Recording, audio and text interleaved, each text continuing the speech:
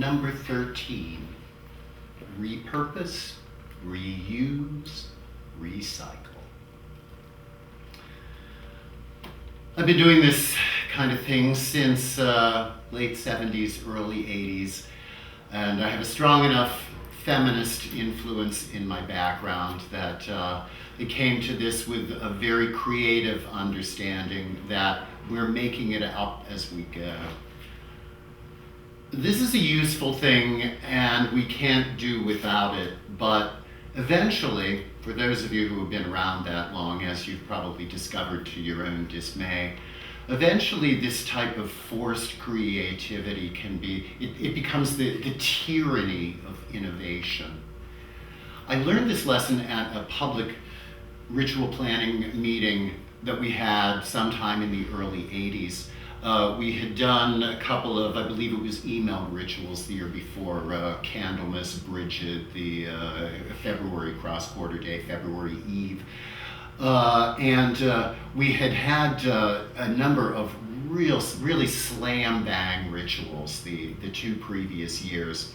So we were sitting down to plan the 3rd one, and because at that time we were all of the dogma that we have to do something new every time, I sat there at the ritual planning meeting and watched us choose a B grade idea because we had already used the excellent ideas. And so we ended up, of course, having a B grade ritual. That's foolishness. This is the good part of tradition. It's sort of, this is why we ask why. When we have found something that works and we know why it works, it is our obligation. It is our obligation to reuse it. If you know something is going to do a good job for you, for God's sakes, take it and run with it. This is the good side of tradition.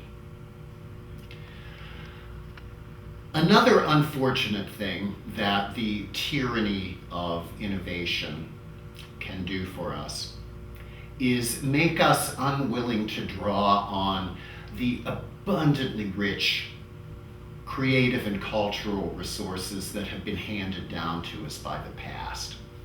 I return again and again and again to the concept of the received tradition. Although this term may not be familiar to you, this is something that turns up in every single historical pagan tradition. The term itself is a Greek term. I believe I first became familiar with it, I believe it's in Pausanias. In his description of Greece, he says in his description of Phidias's chryselephantine statue of Zeus at Delphi that Phidias has added something to the received tradition. What has come down to us from the ancestors, and this includes our own experience, what has come down to us from the ancestors is a living, flexible stream of material. It is a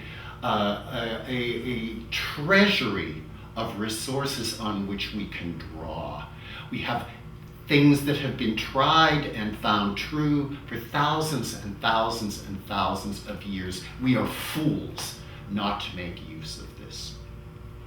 I'll cite a specific example, and I'm going to pick on ADF, Arn Rioch Féin, the American Druid organization. Back in the formative days, they were looking for some mottos for the organization. What they settled on were, why not excellence? And fast as a speeding oak tree.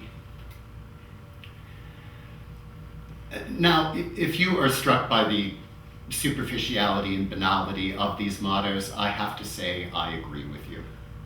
If you were an ADF member, I apologize. I really think you guys need to reconsider. Consider some of the other mottos of some other religions. This is the Lamb of God who takes away the sins of the world. Hear, O Israel, the Lord our God, the Lord is one. There is one God, and Muhammad is his prophet. The Tao that can be expressed is not the true Tao. If you take any one of these sayings, if the only remnant that we had of Islam where there is one God and Muhammad is his prophet, and all we had was this one sentence, we would still know quite a bit about Islam and could perhaps infer more. Why not excellence? A saying which presupposes the opposite.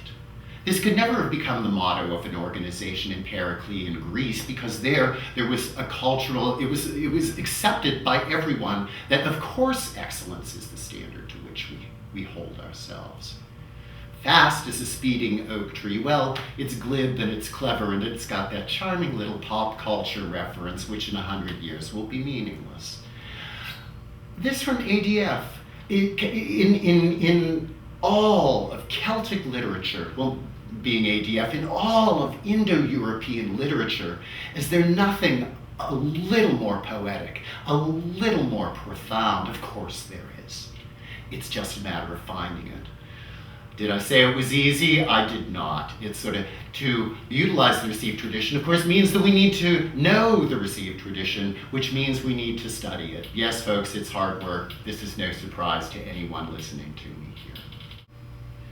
So this is actually good news. It means that we don't have to come up with all our new material, and it doesn't have to be good all the time, because we've got resources to draw on, and they are wonderful, rich, vibrant resources. Also, the past gives us riches, but the question must always be, the deciding factor must always be contemporary utility. As Rabbi Mordechai Kaplan once said, the ancestors get a vote, but they don't get a veto. It is always good to say, we do this because the ancestors did it.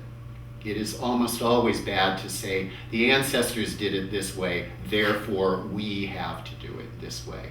If we do that, we are failing not only ourselves, we are truly failing our children, but we are also failing the ancestors. Because what the ancestors are saying to us is not, do it the way we did.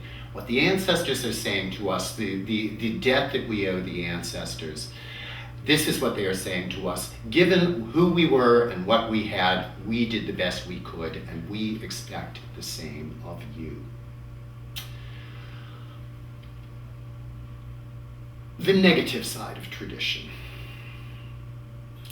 Here in the pagan community right now, my covenant has been in existence for 30 years. And so as someone who came into this with plenty of family tradition, but not really appreciating the fact that I had family tradition because I took these things for granted, of course, I came into paganism with placing a very high value on tradition, as it should have. But now that my covenant has been in operation for, we'll be having our 31st anniversary this coming autumn equinox. I have come to see the bad side of tradition. We have been doing things for so long, we have set ways of doing things, and most of them are very, very effective.